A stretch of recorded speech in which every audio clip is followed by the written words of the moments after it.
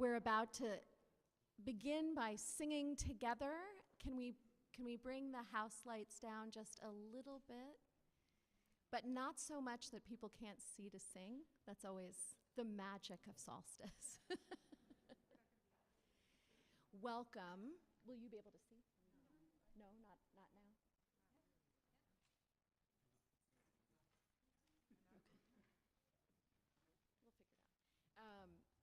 Will you rise and join and sing in singing in our first hymn, which is the Winter Solstice Chant.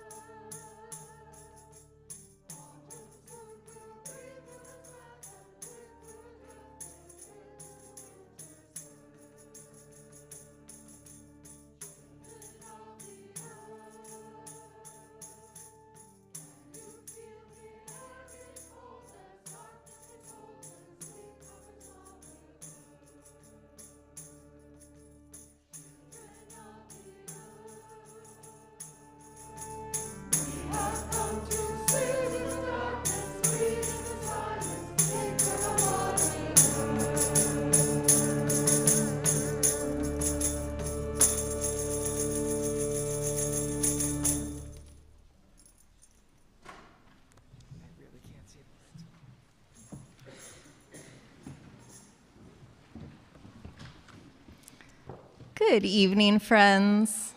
Welcome to our winter solstice service. We are so glad you have joined us this evening as we embrace the gifts of the darkness and welcome the coming of the light. Following the service, there will be more opportunities to embrace the solstice spirit through both contemplation and celebration. If you haven't done so already, you're invited to walk the labyrinth located in Buchanan reception area, or just enjoy some quiet time and contemplation in that space. And we hope you will join us for cider and cookies and popcorn and roasting marshmallows in the courtyard as we enjoy the light of our bonfire, our new smokeless bonfire. So if you have asthma or allergies or are singers, you can enjoy the light and warmth of the bonfire without as much smoke. So we're very excited about that. Again, we're so glad you're with us this evening for an evening of magic and mystery. Welcome.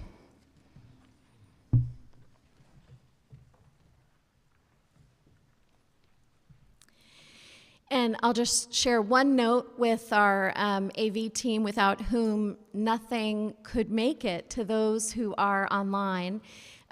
A little lighter for singing songs so that it's more accessible for everyone. So we'll figure it out, though. We'll figure our way. In the pagan tradition, which is grounded in a respect and reverence for the natural world, calling upon the four directions is the usual way to begin any ceremony. And we open with the words of Julia Hamilton.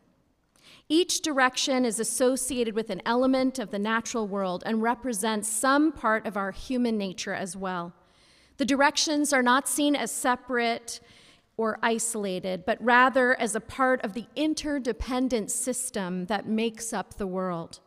Here on our altar, we have the symbolic elements for each direction, and we will travel through the meanings associated with each direction before entering into a time of meditation. And for those that wish to, they may rise as we're lighting the candle for each direction and face that direction, or you can remain seated and move in spirit in those directions. We begin in the east, toward the rising sun. The element of the east is air, represented on our altar by a feather. Air and breath give us life. It is the direction of inspiration, the word that literally means to take in air. The east is associated with the mind, with knowledge and learning and intellectual curiosity. Imagine the birds turning and wheeling in the air. Imagine the breeze blowing through your hair. Turning toward the east, we look for a fresh start, an invigorating breath, a new idea. When you are feeling stuck in a rut, beholden to a routine, or if the wind has gone out of your sails, look eastward. We move around the wheel to the south. The element of the south is fire. Fire is a transformative force. It is heat and light and powerful change. In the Northern Hemisphere, it makes sense that we associate the south towards the equator with the warmth of the sun and the heat of the flame. We see birds move south, butterflies move south, whales move south, seeking warmer places when the weather gets cold. When our internal weather gets cold, turning south is a metaphor for turning toward warmth and daylight. Seeking out the changes that will warm us up, get our blood moving, call us out of our winters, out of hibernation, into action. Continuing around the circle, we arrive in the west. The element of the west is water.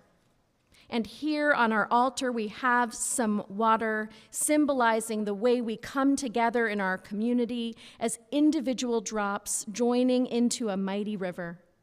In the West, we are drawn into the experience of our emotions. It is a direction that calls us to self-reflection and self-understanding. Our emotions move in us like water flowing through our lives, sometimes calm and sometimes turbulent, but always flowing. When we dam up our feelings, just like when we dam up a river, the pressure builds until it finds an outlet. If you are seeking to get in touch with your inner life, with your emotions, turn towards the west. And we move now to the north. The element of the north is earth, represented here by dirt on our altar. There is stability here, the ground of our being. The north represents the place that holds us, that allows us time and space to heal and grow, to feel nurtured and respected. It is also the place of embodiment, of connecting with our physical self, with the concrete, tangible world around us. The north calls to you if you are seeking balance, the deep wisdom that lives in your bones, a place of rest and recovery. We have moved through the 4 directions, given them shape and meaning.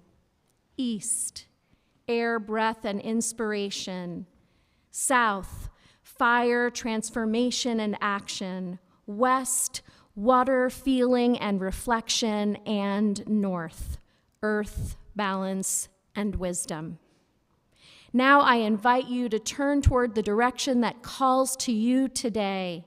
You can stay in your seat, you can stand, you can turn your head or your whole body, but orient yourself toward one of the directions, the element that speaks to you and your life right now. And then we will enter into a moment of meditative reflection in that direction.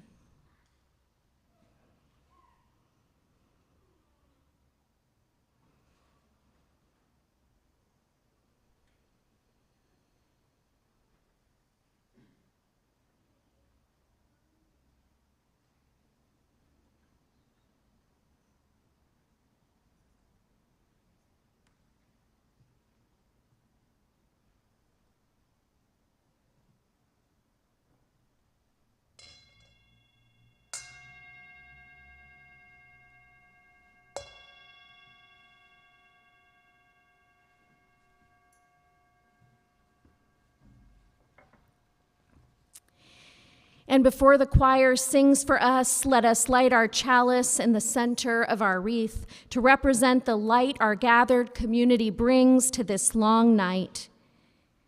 Let us say together, we are Unitarian Universalists. We light our chalice in faith, in hope, and in love. You may be seated.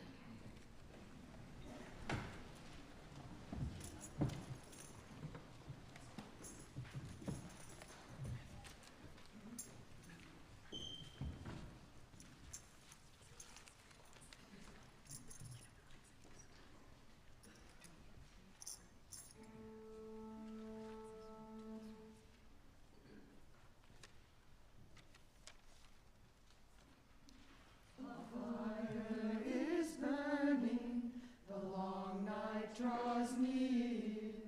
All who need comfort are welcome by here. We'll dance neath the stars and toast the past year, for the spirit of solstice is still living here. We'll count all our blessings while the mother lays down, soul as her blanket, covering the ground. Thanks to the mother for the life that she brings. She'll awaken to warm us again in the spring. The poor and the hungry, the sick and the lost, these are our children, no matter the cost. Come by the fire, the harvest to share, for the spirit of solstice is still living here. A fire is burning, the long night draws near. All who need comfort are welcome by him.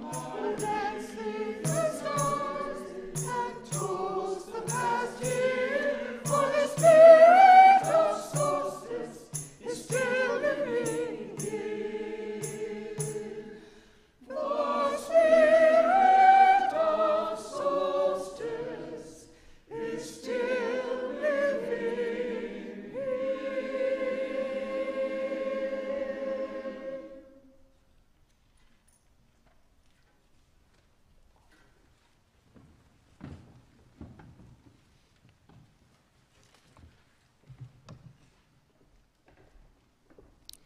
A reading by Mary Oliver titled White Eyes. In winter, all the singing is in the tops of the trees, where the windbird with its white eyes shoves and pushes among the branches. Like any of us, he wants to go to sleep, but he's restless. He has an idea, and slowly it unfolds from under his beating wings as long as he stays awake. But his big round music, after all, is too breathy to last. So it's over. In the pine crown he makes his nest. He's done all he can. I don't know the name of this bird. I only imagine his glittering beak tucked in a white wing, while the clouds which he has summoned from the north, which he has taught to be mild and silent, thicken and begin to fall into the world below, like stars or the feathers of some unimaginable bird that loves us, that is asleep now and silent, that has turned itself into snow. And if you would all rise as you're able in body or in spirit as we join in a responsive reading together by Rebecca Parker.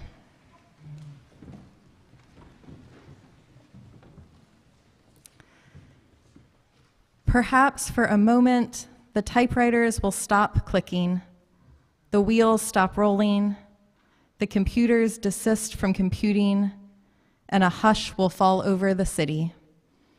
For an instant, in the stillness, the chiming of the celestial spheres will be heard as earth hangs poised in the crystalline darkness and then gracefully tilts. Let there be a season when holiness is heard and the splendor of living is revealed. Stunned to stillness by beauty, we remember who we are and why we are here. There are inexplicable mysteries. We are not alone. In the universe, there moves a wild one whose gestures alter Earth's axis towards love. In the immense darkness, everything spins with joy. The cosmos enfolds us. We are caught in a web of stars, cradled in a swaying embrace, rocked by the holy night, babes of the universe. Let this be the time we wake to life, like spring wakes in the moment of winter solstice. Now let's join together in singing our next hymn, Dark of Winter.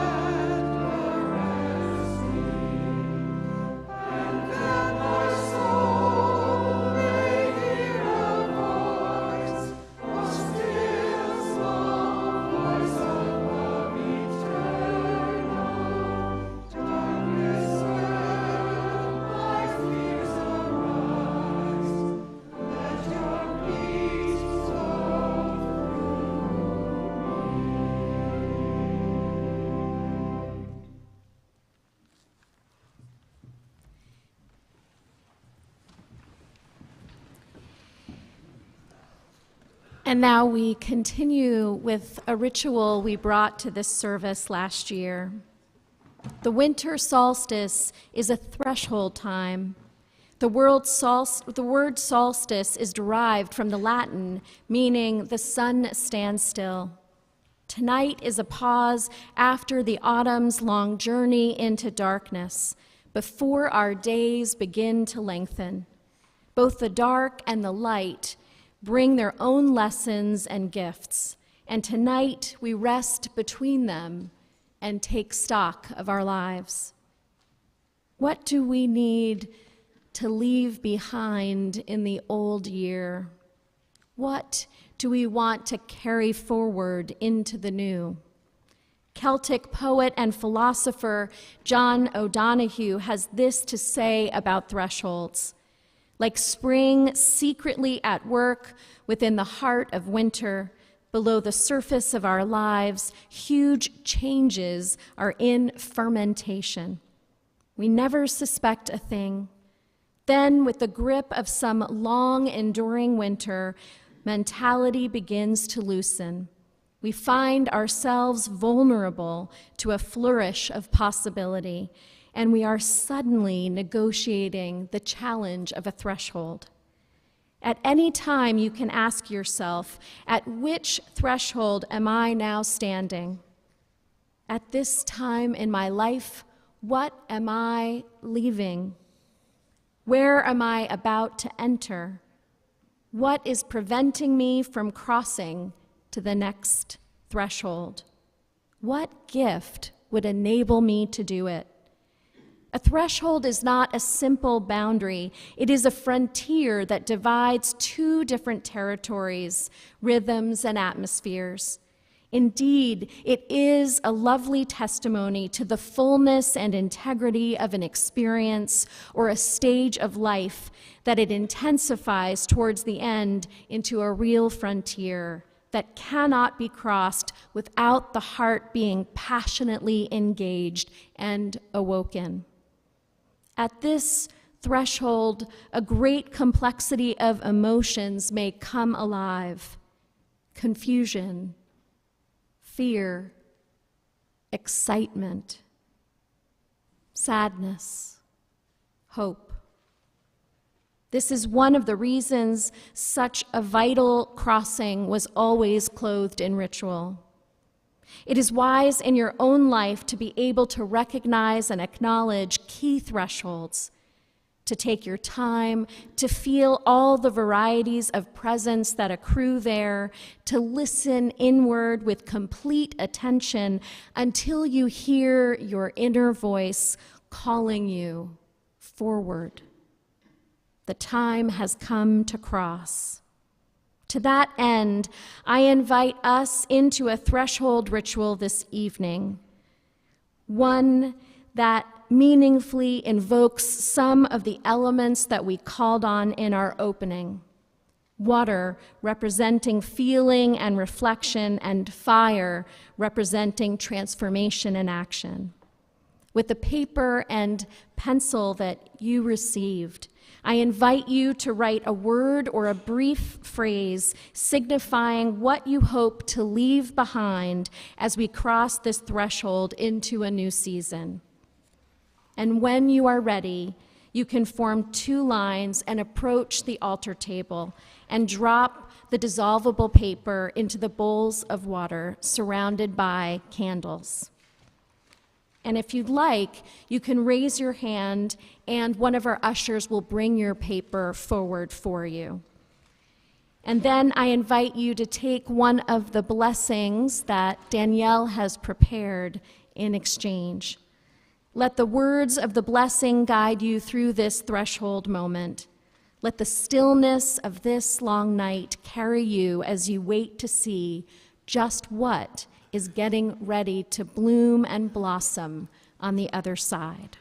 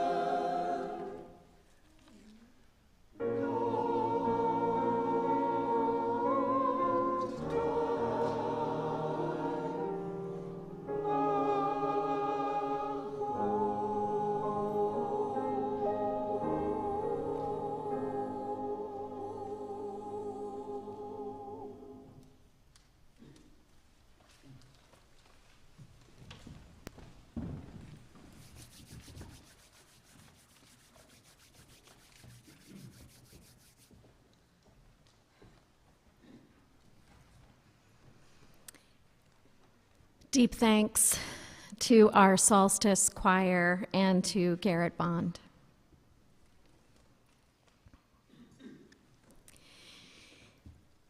This is my third winter solstice here in the beautiful Pacific Northwest.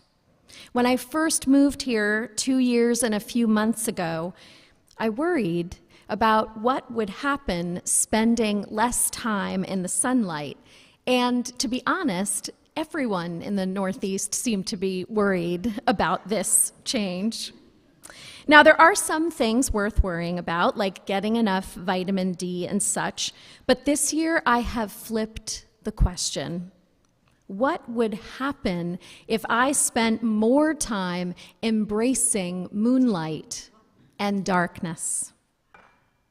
This fall, as the days have grown shorter and as I inevitably arrive home from work after the sun has set, instead of regretting missing the chance to walk our puppy in the daylight, I have relished the chance to walk her in darkness.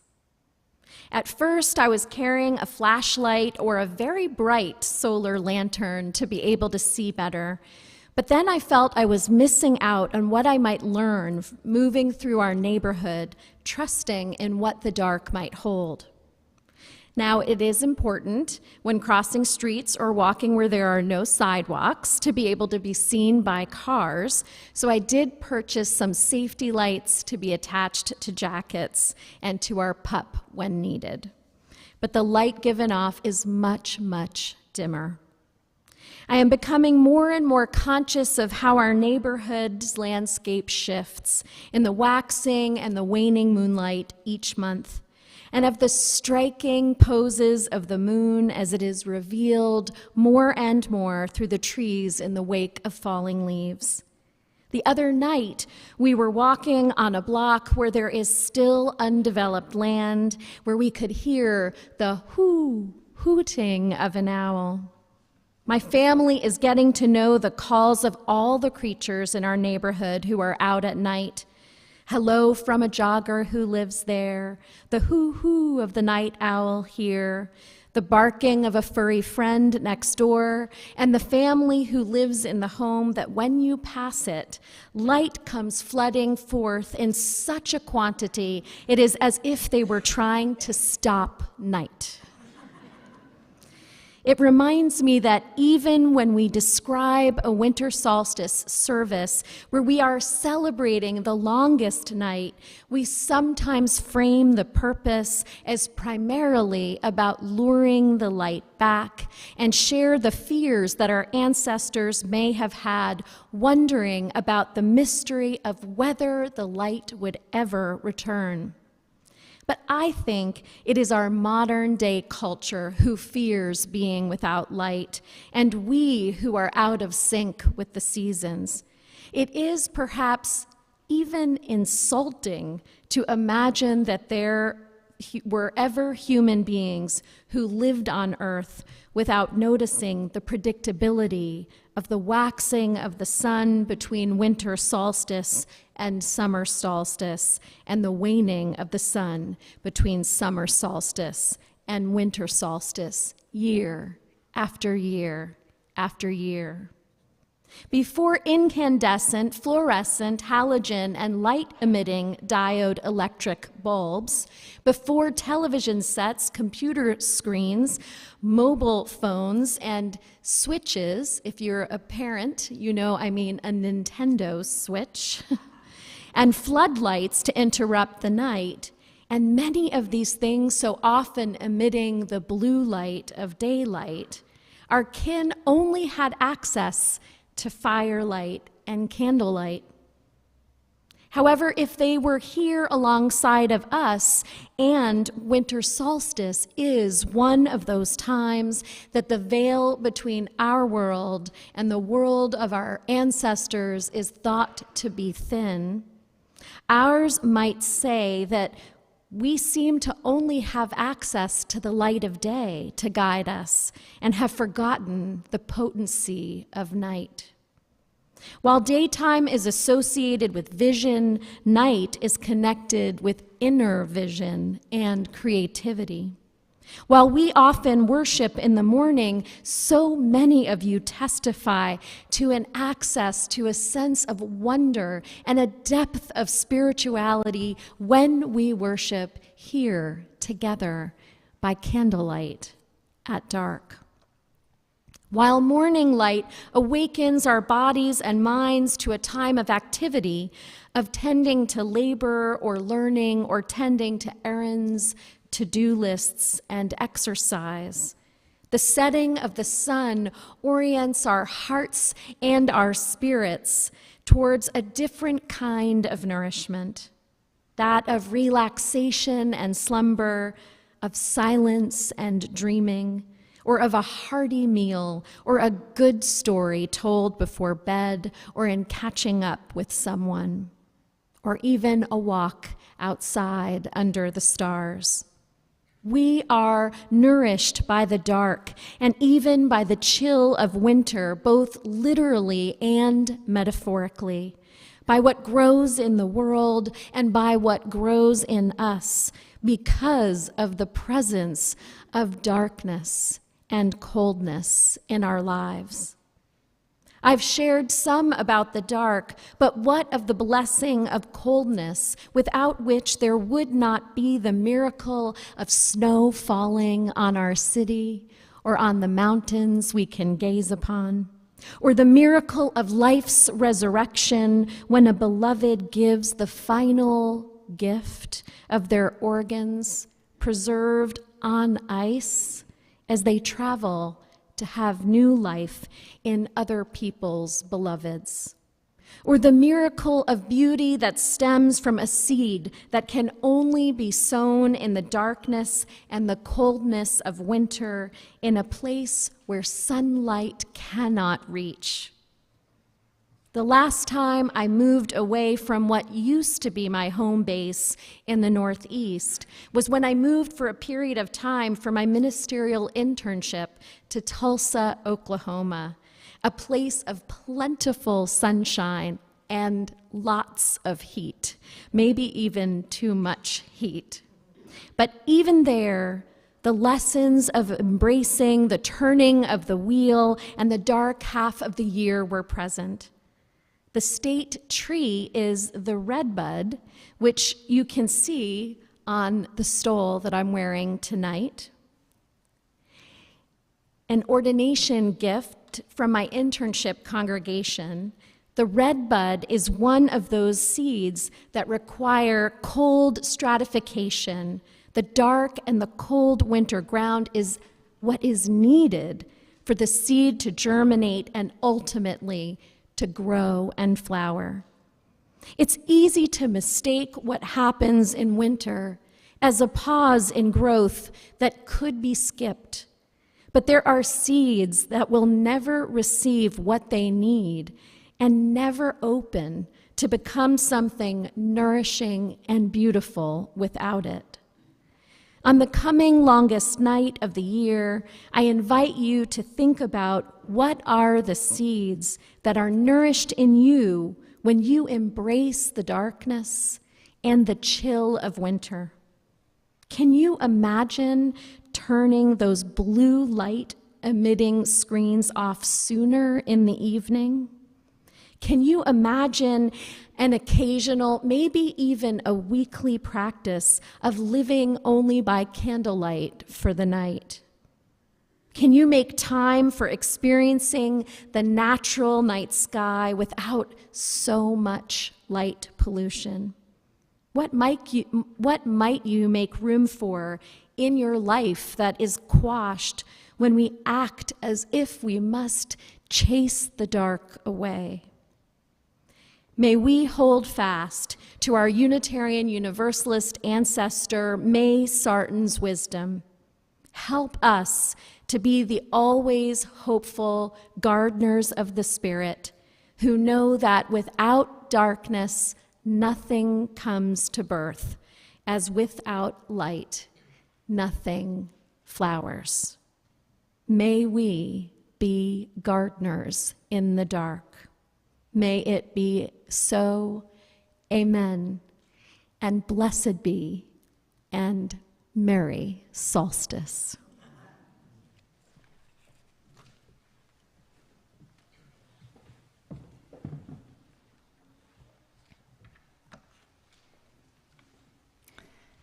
In just a moment, we will turn on the lights and the chapel will be illuminated by our chalice flame. When you came in, you were given a candle that you will use to pass the light to the person next to you. I invite you to share the light slowly and with intention. As we share the light, take time to look around, to watch the light spreading from this front row through the sanctuary. Each of us has our own small light. We will use it to illuminate the sacred space for each other. And for those of you at home, we invite you to turn the lights down low and meditate on your own candle flame. Once every candle is lit, we will sing together, "Rise Up, O Flame," and Reverend Allison and I will come down and start the light at the beginning of each row, and you can pass it down the row to the person next to you.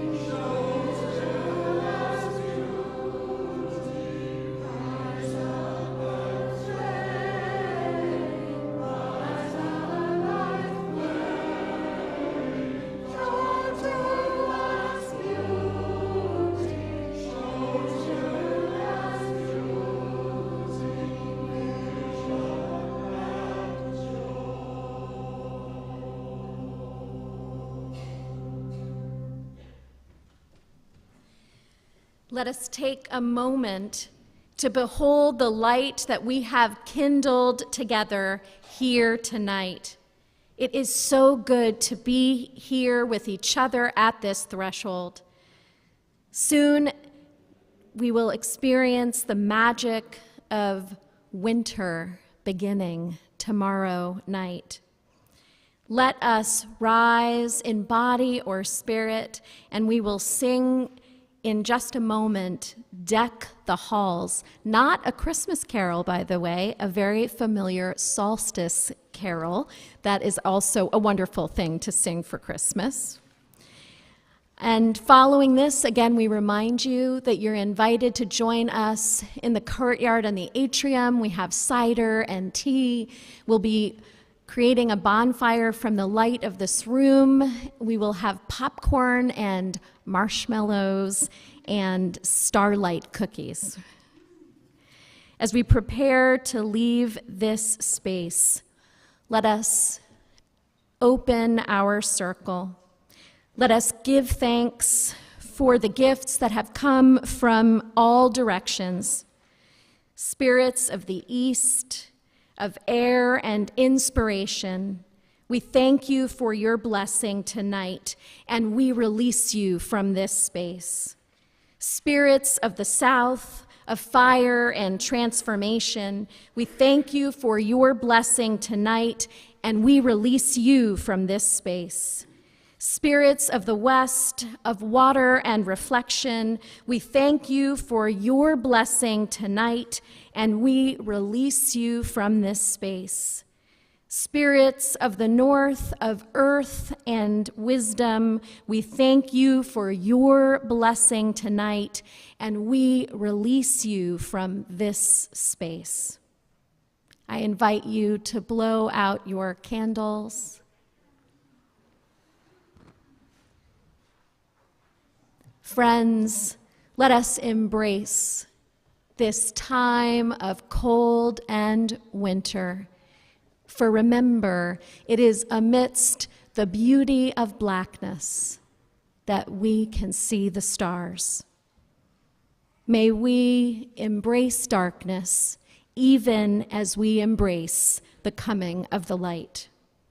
Go in peace and practice love, and let us sing together, Deck the Halls. And we do have wassail, which is something that goes along with Deck the Halls. Non-alcoholic wassail.